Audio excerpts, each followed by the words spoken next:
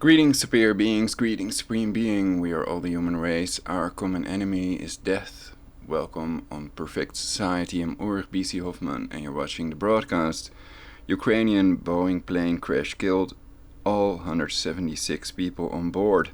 Flight 752 fly-by-wire spoilers. So what are we going to cover in this broadcast? First, picture of the plane that was used, the Boeing 737. So I'm going to cover the several articles, the wiki article about this plane, flight 752, and theorize also basically the spoilers of the plane. Here you see what spoilers are. Here you see the spoilers of the 737-800. That's this one.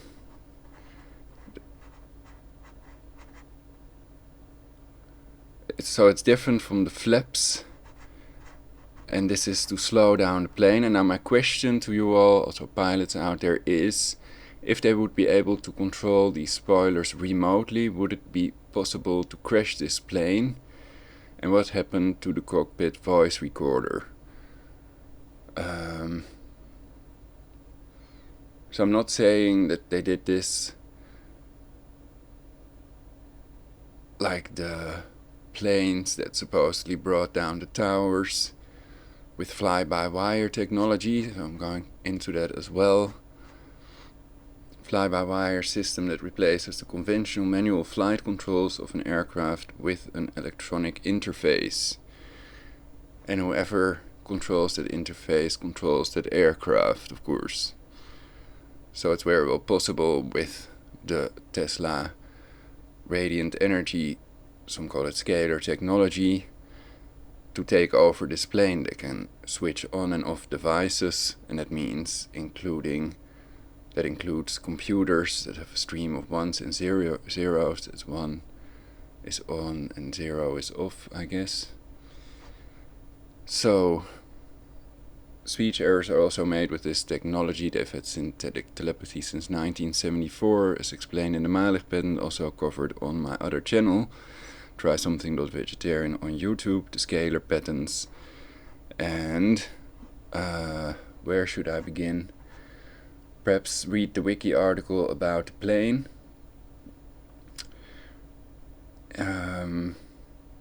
So only these so-called spoilers are controlled. Another interesting website is planecrashinfo.com. This flight is not on there yet. But for some flights you have the cockpit voice recording, and you can listen to that also via this website. Perhaps there are others. So that would be interesting. Turn off the ad blocker. This is the airlive.net article breaking: Ukraine International Boeing 737-800 #PS752 has crashed after takeoff from Tehran. Telegraph.co.uk reports live Iran plane crash. Ukraine refuses to rule out Boeing 737 was shot down by missile near Tehran, killing 176. And here we can read about the voice recording. So let's read a part of this wiki article first.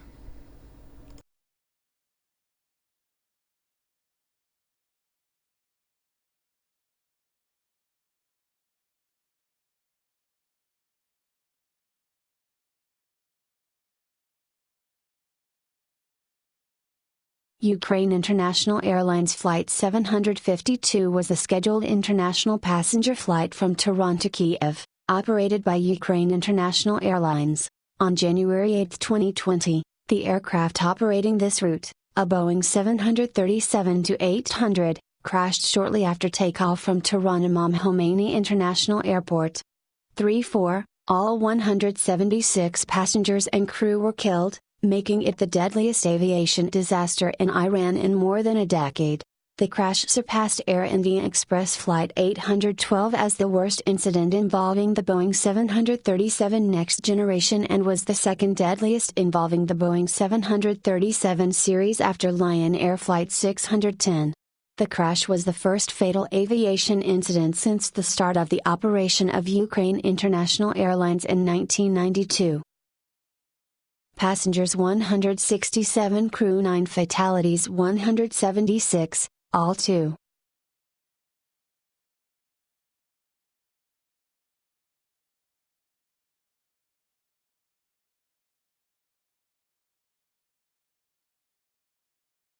Investigation. Iran Civil Aviation Organization, Count.IRA spokesman Reza Jafarzadeh reported shortly after the incident that a team of investigators had been sent to the crash site.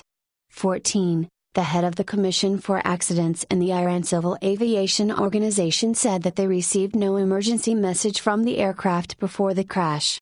35. It was reported that the aircraft's black boxes, the cockpit voice recorder and flight data recorder, had been recovered, but spokesman Ali Abdzadeh said it was not clear to which country the box would be sent so that its data could be analyzed.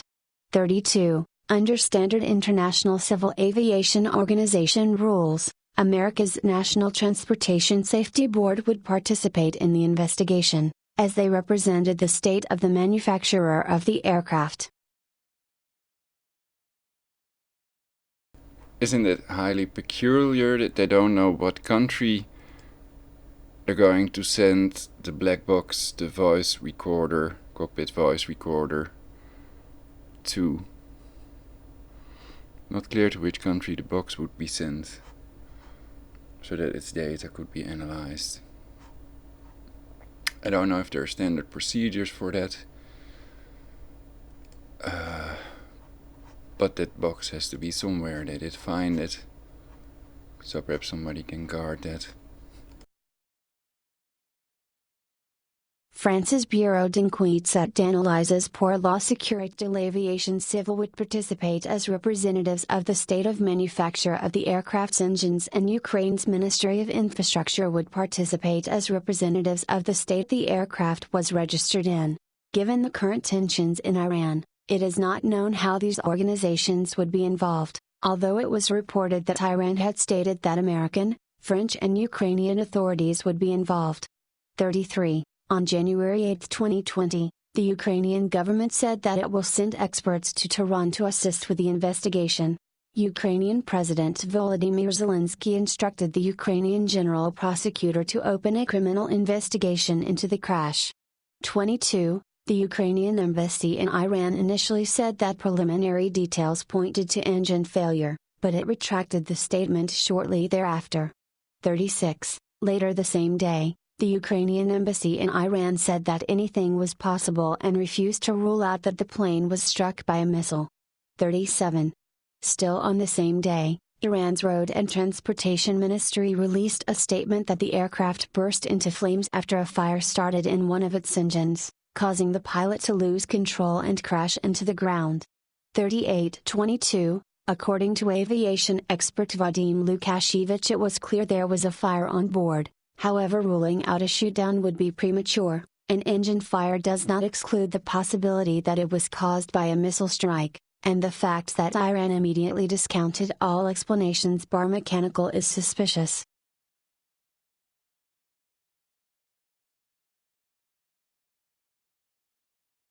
Wiki/Ukraine_international_airlines_flight_752.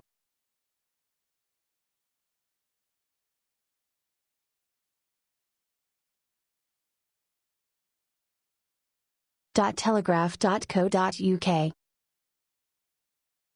Live Iran plane crash. Ukraine refuses to rule out Boeing 737 was shot down by missile near Tehran, killing 176.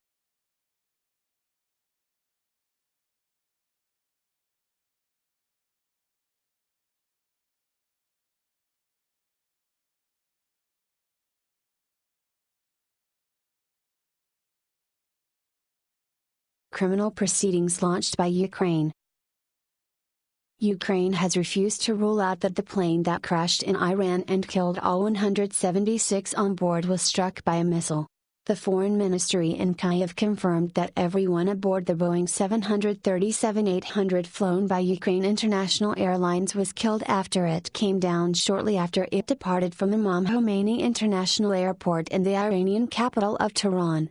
President Donald Trump is expected to address the crash in a press conference on the escalating U.S.-Iran tensions at 11 a.m. EST, 4 p.m. GMT.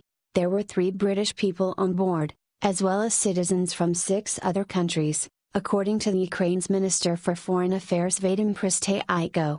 Asked at a briefing in Kyiv if the plane could have been downed by a missile, Ukraine's Prime Minister Oleksiy Honcharuk refused to rule it out, but cautioned against speculation until the investigation concluded.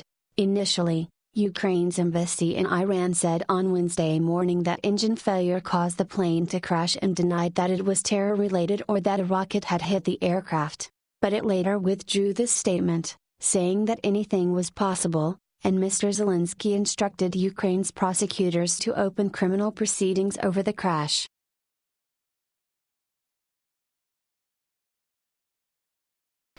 So I think many people would think because of the situation,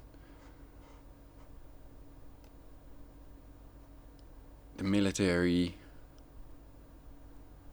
in Tehran may have shut it down, but without any evidence we shouldn't assume anything, and the cockpit voice recording must be somewhere. And if it was hit by a missile, then they would say that. They wouldn't say, oh, we have a fire in the engine or whatever. And theoretically that could also be caused by a scalar weapon. So they can fry circuits of missiles, etc. Oh, this is not all about the flight.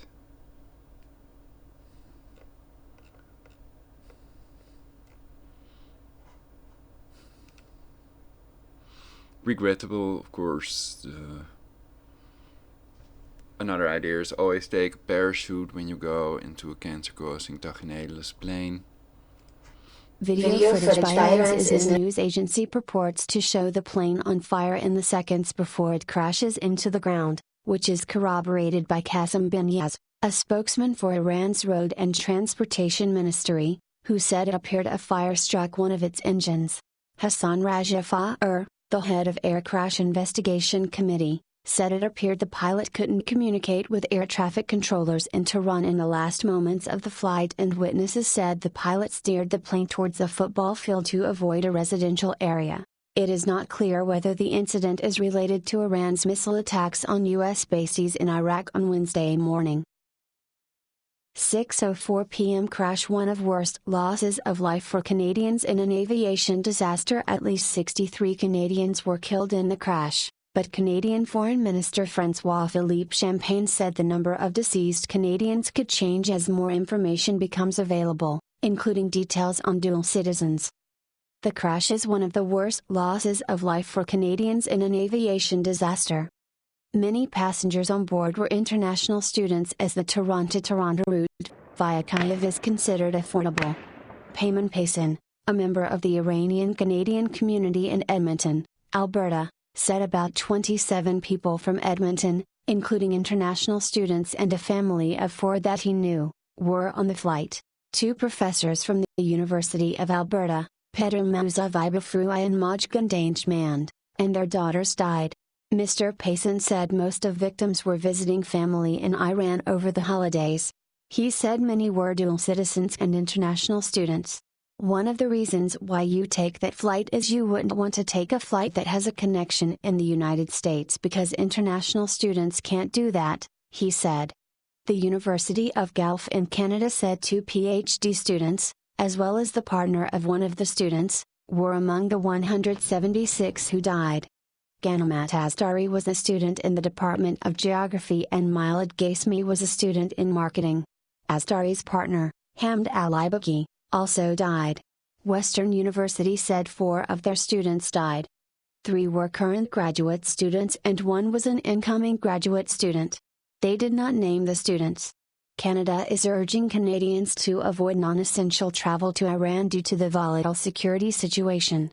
5:24 p.m. Dominic Raab offers condolences after tragic loss of life. Foreign Secretary Dominic Raab offered his condolences to those affected by the crash. He said on Twitter, "I would like to express the UK's deepest condolences to all the families of the victims of the UIA crash in Iran today. This is a tragic loss of life for all countries affected.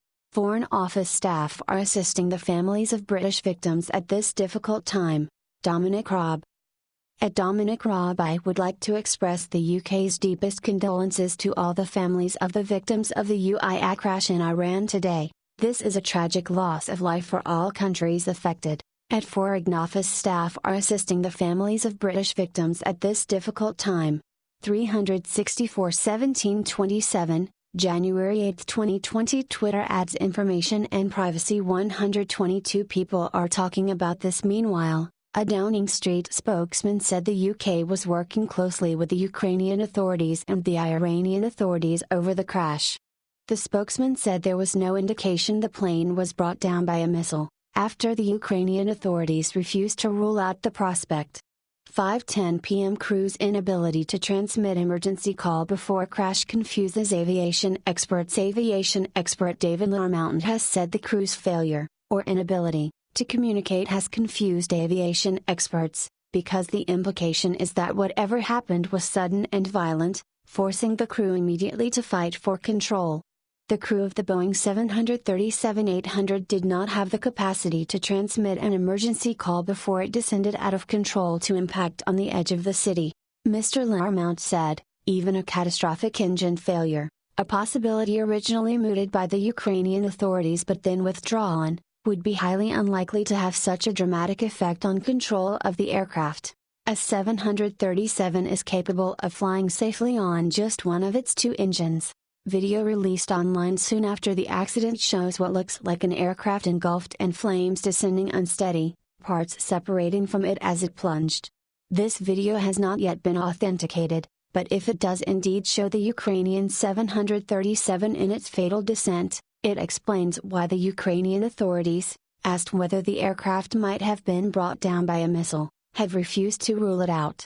4:50 p.m. Secretary of State Mike Pompeo calls for complete cooperation in investigations into crash. Mike Pompeo, the U.S. Secretary of State, has called for complete cooperation in any investigation into the cause of the crash.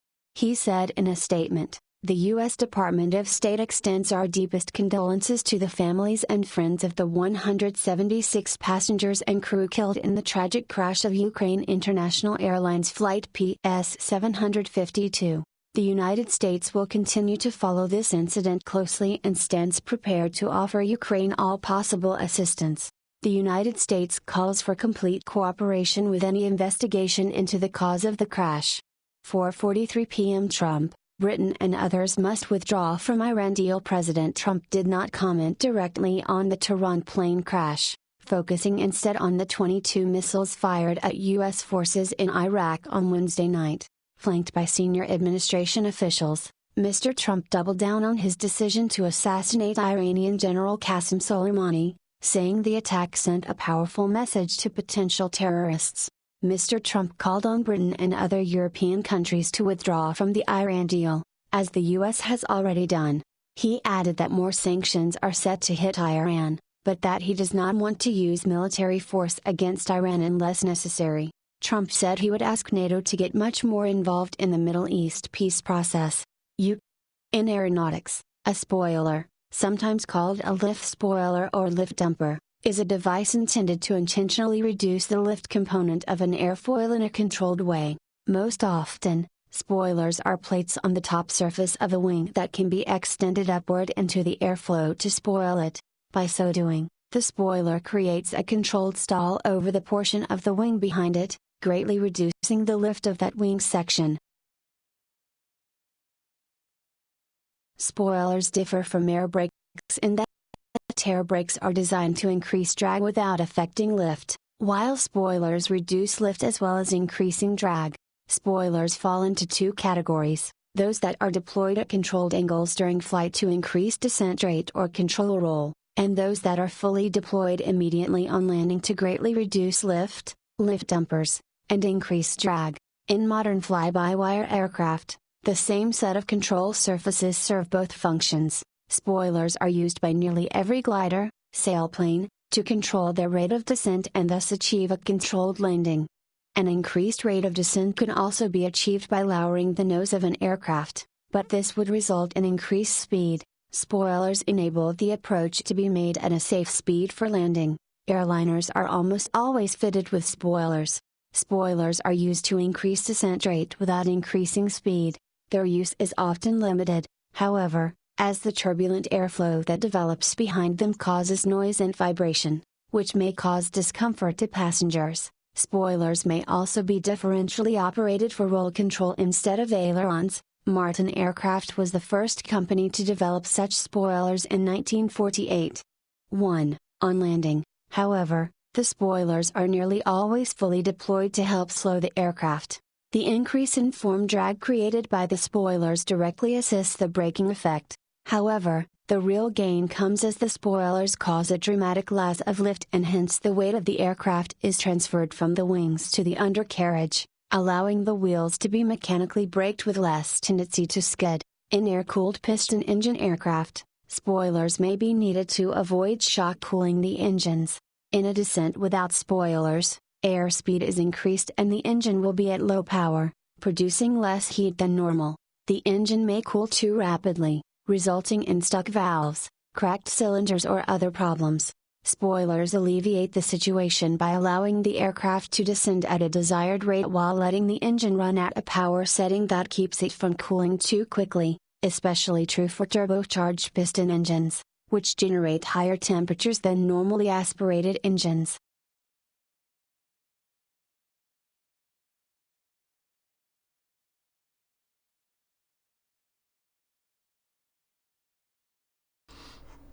Okay, so on this picture that I'm going to show, we can see these spoilers and the difference between flaps, ailerons and spoilers.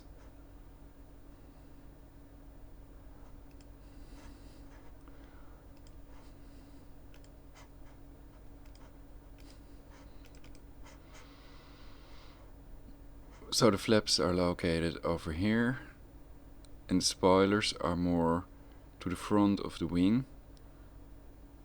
Roll spoilers, flight spoilers, and ground spoilers. Ground spoilers more near the cabin, the crew, near to the base of the plane, and the roll spoilers further off to the tip of the wing. And then you have ailerons that are even further.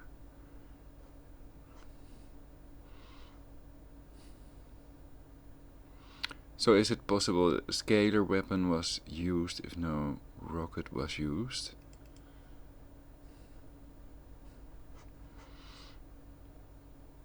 And are we going to get to hear the cockpit voice recording?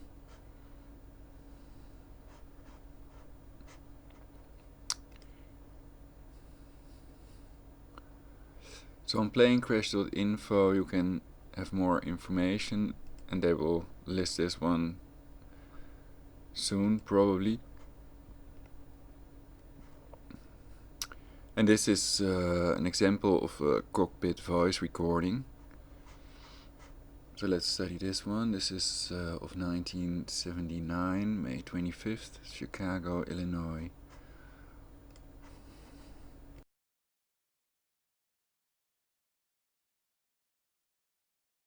May 25, 1979, Chicago, Illinois. American Airlines Flight 191 McDonnell D. Seaton in 110A. During takeoff, just as the plane lifted from the runway, the left engine and pylon separated from the aircraft, damaging the wing and hydraulic system, which caused the aircraft to roll and crash. Highest single plane death toll in U.S. aviation history. asymmetrical stall and the ensuing roll of the aircraft because of the uncommanded retraction of the left wing outboard leading edge slats and the loss of stall warning and slat disagreement indication systems caused by separation of the engine and pylon. Improper maintenance procedures used by American Airlines when dismounting the engines for maintenance, by removing the pylon and engine together, putting strain on the engine mounts leading to stress cracks.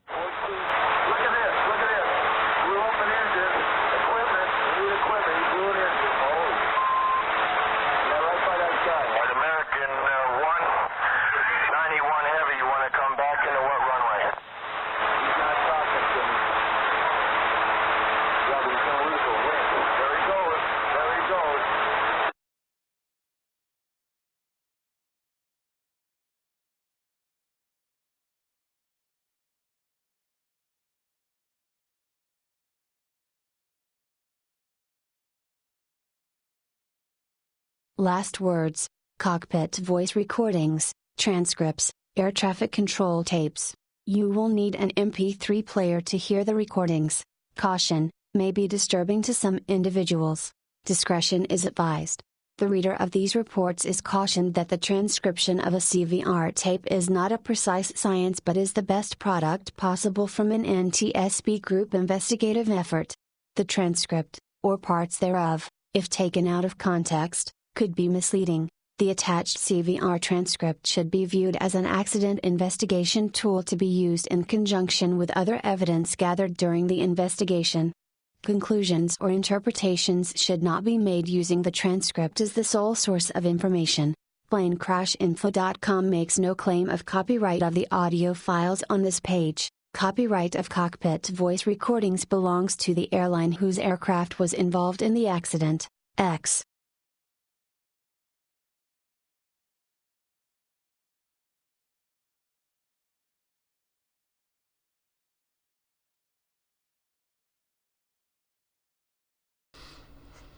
So on planecrashinfo.com, not all of them have the cockpit voice recordings. So you can see a transcript of it basically.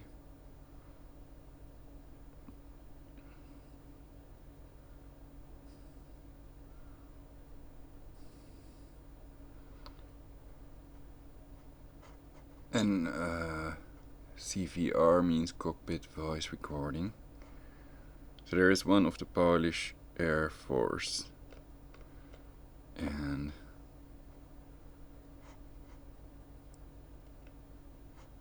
that makes me wonder,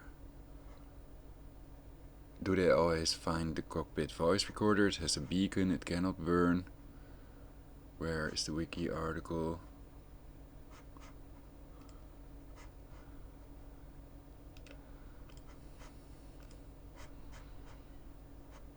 Where are all these voice recorders?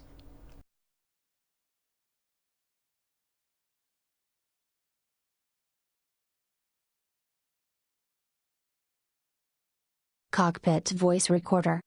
Both side views of a cockpit voice recorder. One type of flight recorder, a cockpit voice recorder, CVR, is a flight recorder used to record the audio environment in the flight deck of an aircraft for the purpose of investigation of accidents and incidents. This is typically achieved by recording the signals of the microphones and earphones of the pilot's headsets and of an area microphone in the roof of the cockpit. The current applicable FAT-SO is C123B, titled Cockpit Voice Recorder Equipment.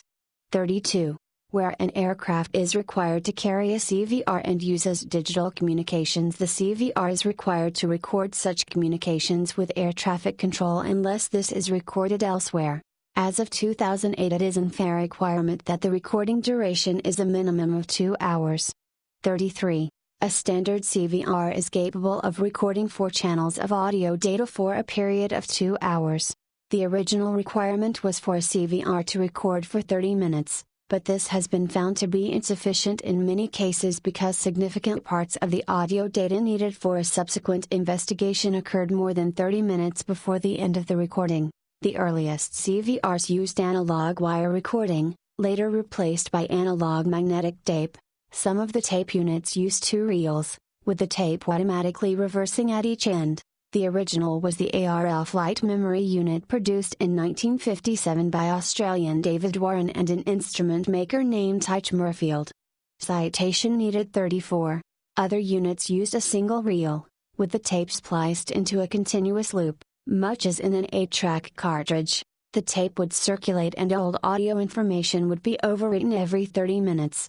Recovery of sound from magnetic tape often proves difficult if the recorder is recovered from water and its housing has been breached. Thus, the latest designs employ solid-state memory and use digital recording techniques, making them much more resistant to shock, vibration and moisture.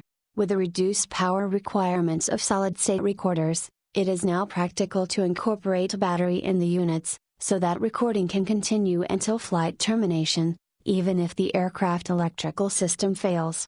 Like the FDR, the CVR is typically mounted in the rear of the airplane fuselage to maximize the likelihood of its survival in a crash.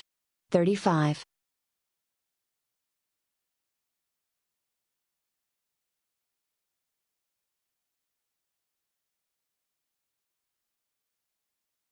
wiki/flight_recorder #cockpit_voice_recorder. A flight recorder is an electronic recording device placed in an aircraft for the purpose of facilitating the investigation of aviation accidents and incidents. Flight recorders are also known by the misnomer black box. They are in fact bright orange to aid in their recovery after accidents. There are two different flight recorder devices. The flight data recorder, FDR, preserves the recent history of the flight through the recording of dozens of parameters collected several times per second. The cockpit voice recorder, CVR, preserves the recent history of the sounds in the cockpit, including the conversation of the pilots. The two devices may be combined in a single unit. Together, the FDR and CVR give an accurate testimony, narrating the aircraft's flight history, to assist in any later investigation. The two flight recorders are required by international regulation, overseen by the International Civil Aviation Organization, to be capable of surviving the conditions likely to be encountered in a severe aircraft accident. For this reason, they are typically specified to withstand an impact of 3,400 grams in temperatures of over 1,000 degrees Celsius, 1,830 degrees Fahrenheit, as required by Euroky ED 112. They have been a mandatory requirement in commercial aircraft in the United States since 1967, after the unexplained disappearance of Malaysia Airlines Flight 370 in 2014. Commentators have called for live streaming of data to the ground, as well as extending the battery life of the underwater locator beacons.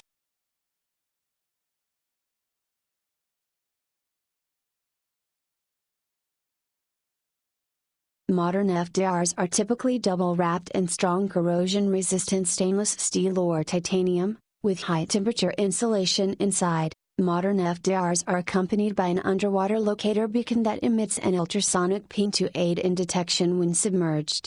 These beacons operate for up to 30 days and are able to operate while immersed to a depth of up to 6,000 meters, 20,000 feet.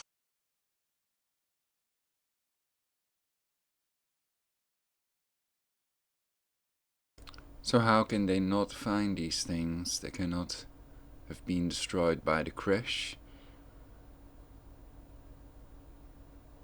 If they can withstand that much force and a temperature of 1,000 degrees Celsius, and they have that beacon, so we can all wonder about that. Ponder, ponder, ponder.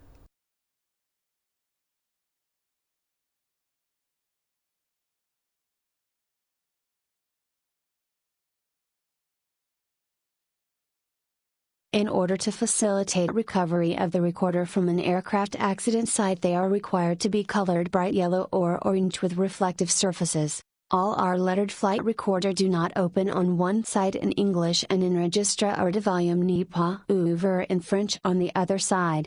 To assist recovery from submerged sites, they must be equipped with an underwater locator beacon which is automatically activated in the event of an accident.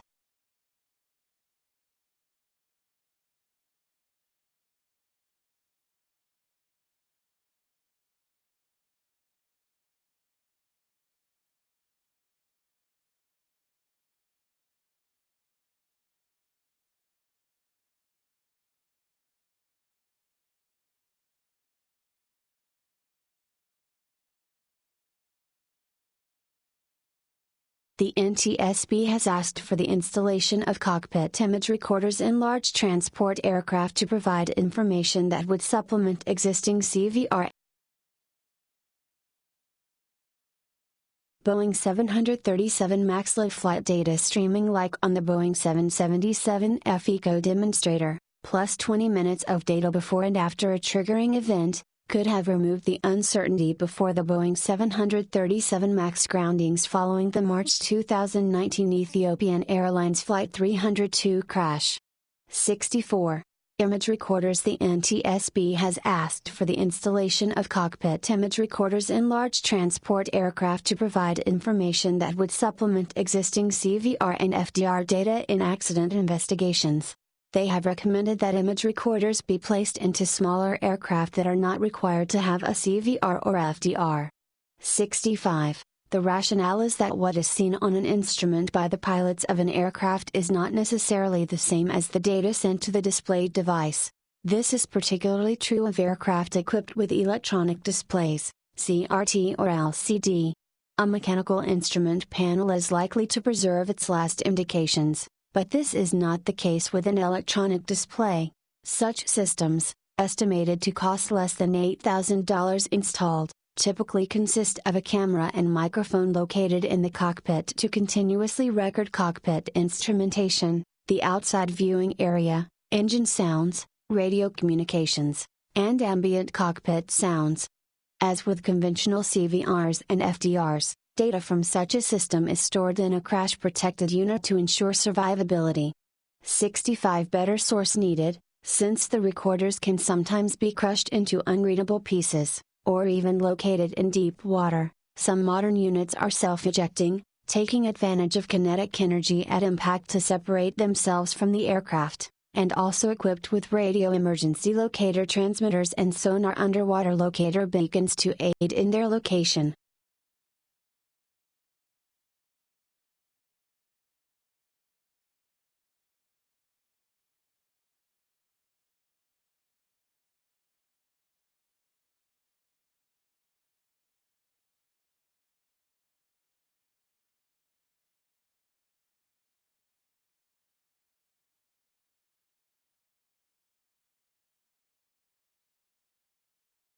The following is a list of accidents and incidents involving the Boeing family of jet airliners, including the Boeing 737 Original, 737-100-200, Boeing 737 Classic, 737-300/400/500, Boeing 737 Next Generation, 737-600/700/800/900, and Boeing 737 MAX, 737 MAX 7/8/200/9/10, series of aircraft.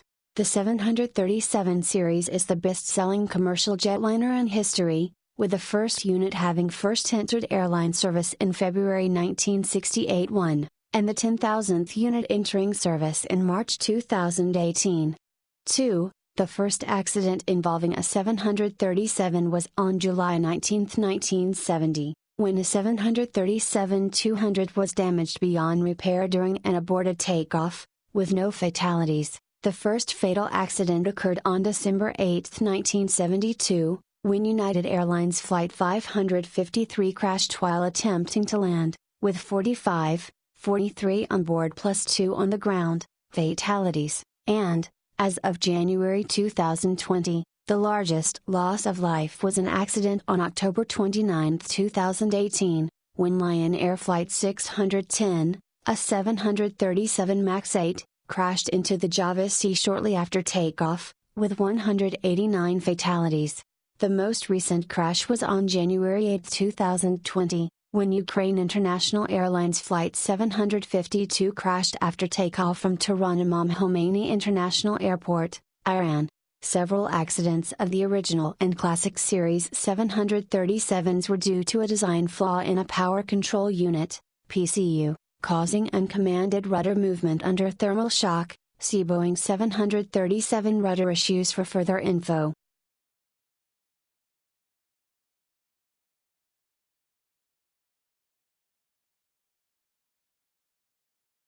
Design flaw in a power control unit, PCU.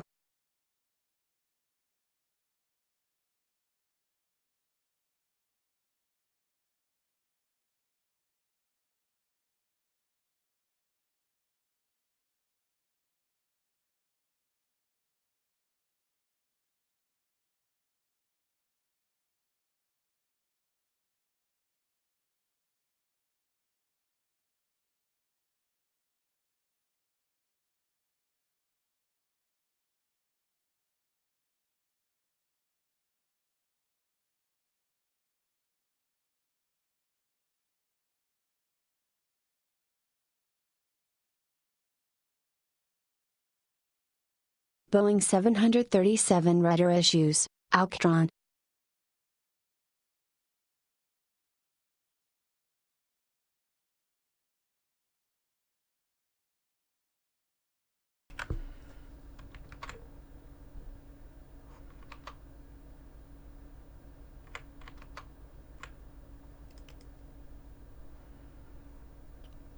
Checking if my mic is on.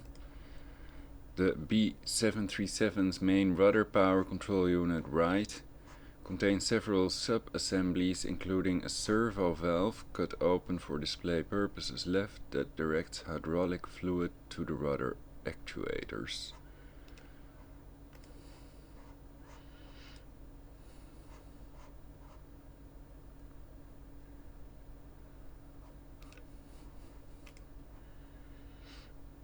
So that may help pilots basically.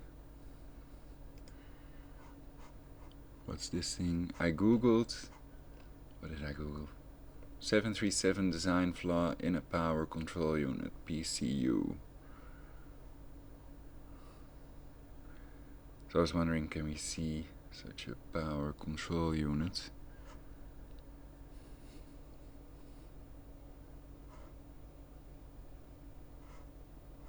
The rudder system.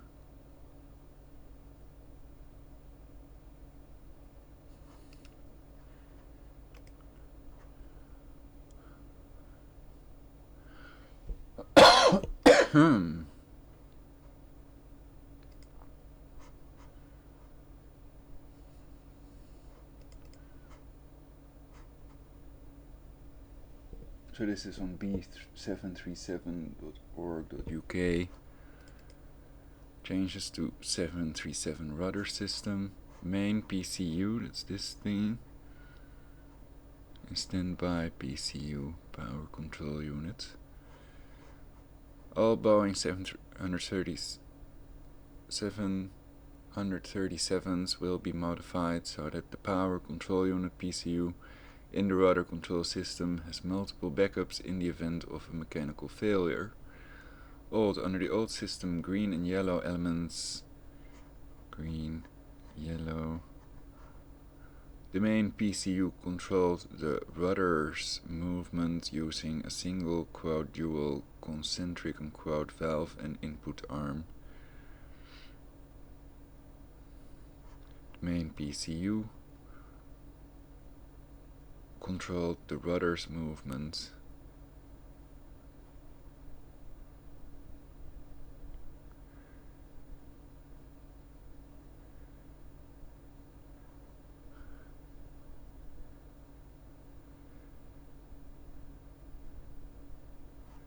The rudder is here basically.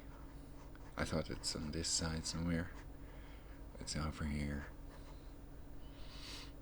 Rudder area of detail, it's located over here in the back of the plane. The tail with new 737s, the new system red elements adds 2 independent valves and dual input arms. The input arms also contain spring overrides that allow the system to operate normally if it becomes jammed. Hydraulic pressure sensors have also been added to activate the standby PCU if abnormal readings are detected. Source: the Boeing Corporation.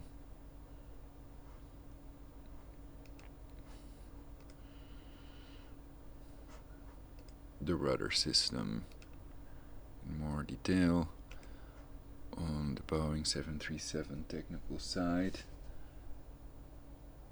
That's B737 or QK as well.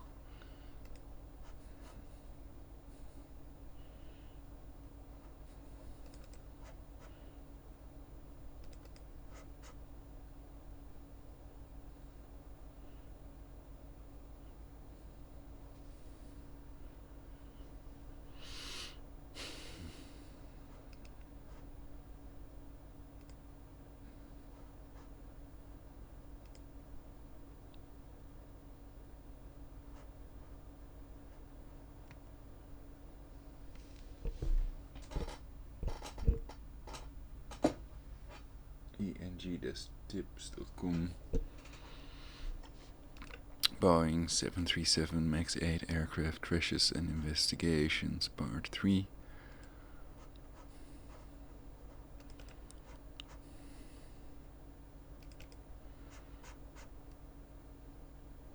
Elevator control rod, elevator output torque tube, elevator PCU input pogo,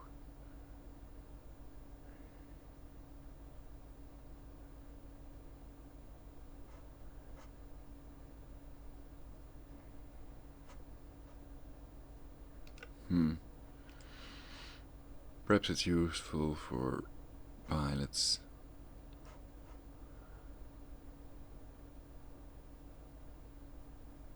Boeing limits liability. What controls 737's rudder? Power control unit. Alcatron.com.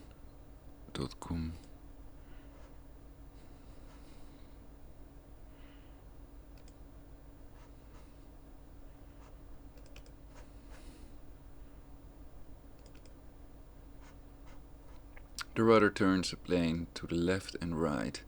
It is controlled by pedals in the cockpit or by a device called the yaw damper, which automatically makes small rudder adjustments. Here is how the rudder on a Boeing 737 works.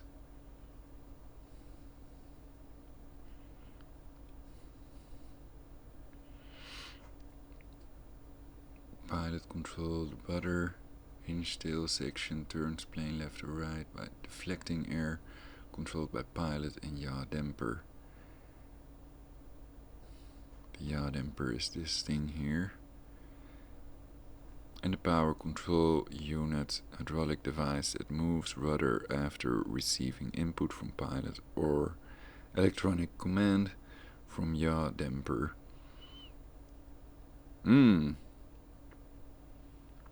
So if they can control the yaw damper, to what extent could that influence rudder movements? Malfunctions inside this unit could cause rudder to move on its own during flight. So a parachute is not a bad idea. My father is coming in with dessert. We could read this as well. Does the 737 MAX family use fly-by-wire? That's a difficult question. Well, I think I've answered that already. People can see the Quora article for themselves on Quora.com. So for now, I think this is a very reasonable broadcast. Thank you all for watching. Please like, subscribe and share on your timeline. And check my other videos on my channel, Perfect Society's channel, by clicking on the name underneath this video, or visit trysomething.vegetarian on YouTube for more perfected broadcasts that were not live but homemade. Thank you all for watching. Remember to try something vegetarian or vegan and do stuff for universal peace. See you next time on Perfect Society.